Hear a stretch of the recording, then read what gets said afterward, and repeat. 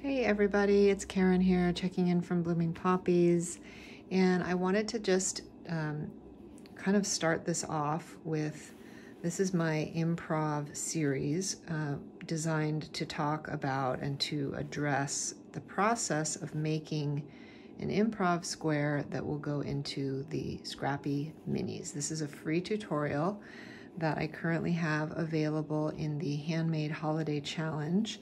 And the tutorial is for making a set of Scrappy Minis. These minis are super fun to make. They're incredibly versatile as gifts. I have been making these since probably 2012, I think is when I first started making these, and when I first put together the original tutorial for this on my old WordPress blog site.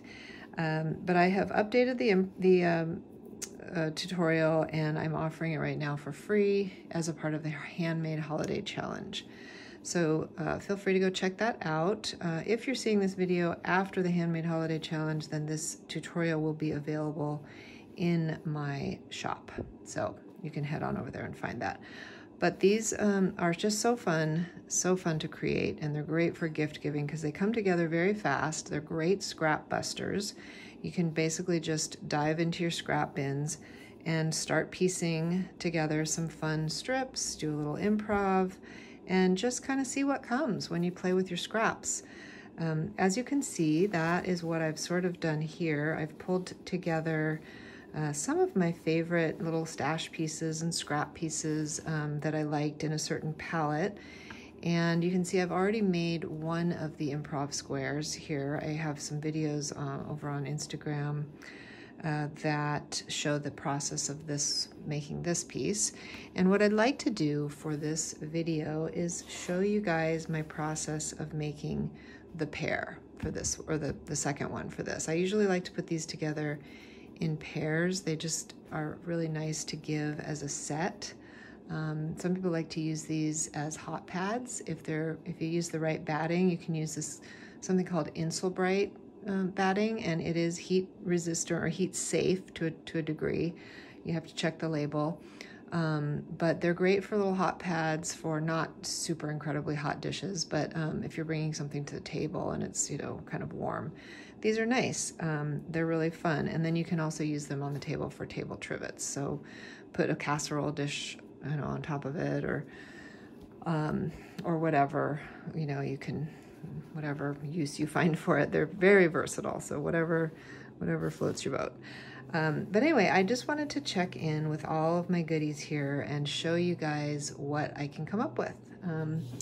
So I already made the one. So this is sort of this one up here is kind of my guide. I want to make one that coordinates with this one. And so I'm just gonna kind of dive in, and I have another short video on Instagram that that shows the process of, part of the process of making this first one. So if you wanted to go check that out, that would give you kind of the introduction, but and I made this strip during that video. So I'm gonna just use this. You can see I have it here as well. I made a wide one and then I cut it into two pieces. So therefore it can show up in both of these, which I don't always do, but it just worked out that way. So I'm just gonna put it in both, and it sort of unifies the pair.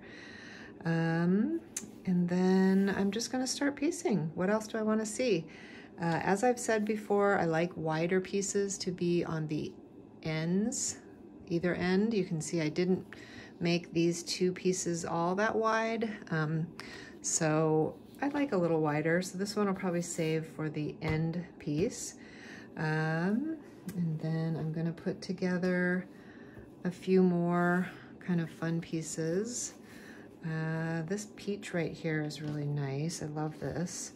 And as you can see, it's not long enough, so, but that's okay. I will, where is my rotary cutter? Yay, I don't have, oh, here it is. Okay, so I'm gonna just cut that, and I need to make this longer because I want the pieces to be at least 10 inches, okay, not not 9.5, not 9. 10 is like the minimum. So maybe I want to even go with, you know, 11 inches. So I think instead of putting this at the top, I'm going to put this in the center, or 3/4 up. So I will, you can see I still haven't changed my blade. So I'm going to sew those together and do something, except that'll be like that. Something like that. Okay, so that'll be sort of like that. And I may have to add another piece. I'll see after I get it sewn. And then I'm gonna do something like that. I really like this blue, and I have a little bit of it in this one. So I'd like to add a little more. So I think I'm going to put together a nice strip of that. This is, oh, look at that. This is 10 inches long. You maybe can't see that. Let me just move this a little bit. So this is exactly, actually it's just slightly over 10. So I'm gonna use my ruler on this one, and I'm gonna go ahead and just taper it right here and right now. Okay, and this will be a really nice piece. I love this print, this art gallery fabric print, and it'll be great in here. A really nice addition. Okay, so that will go somewhere in there. I'm not quite sure yet where. And let's see, I really like to get this linen. I've been using this a lot, and I like this piece quite a bit. It's a little rough right there. And I think it needs something to make it long enough. So what I'm gonna do is, let's see, what do I want to add? It turns out this piece here with this darker floral, I just didn't love it with this whole thing. So I think I'm gonna just leave that dark piece out. I'm tempted, but I'm not gonna do it. This one's kind of fun. It adds a little bit of fun movement. So I think what I'll do is just put that one here at the top. So I'm just gonna roughly cut that there, and then I'll sew those together. And you know, by the time I get these all together, it's gonna be much smaller than 9.5. So I need to keep going. And one thing I haven't added yet is this really lovely green that I think will be a very pretty addition.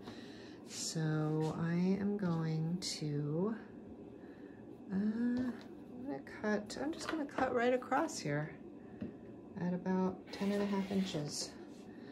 And then again, I'm gonna take my ruler and I'm gonna just taper it right here and now. I like to have some pieces that are tapered and very wide.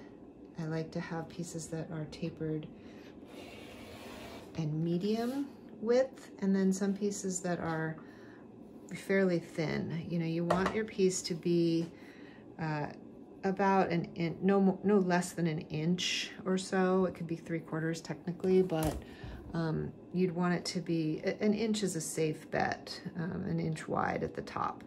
Because if it's any less than that, you're gonna lose out on the, when you start to sew it together, you're not gonna have any seam allowance left, and then it will just be, it'll sort of disappear, so there's really no point.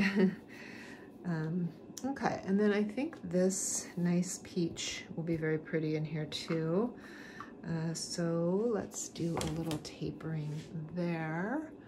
And am I still on camera here? Actually, you know what? I realize because I have the selvage here, this isn't going to be quite long enough. So I do want to include this. So I think what I'll do is just cut it, and then I can piece it a little bit. You know what I think would be pretty here actually is, let's cut it just kind of right there.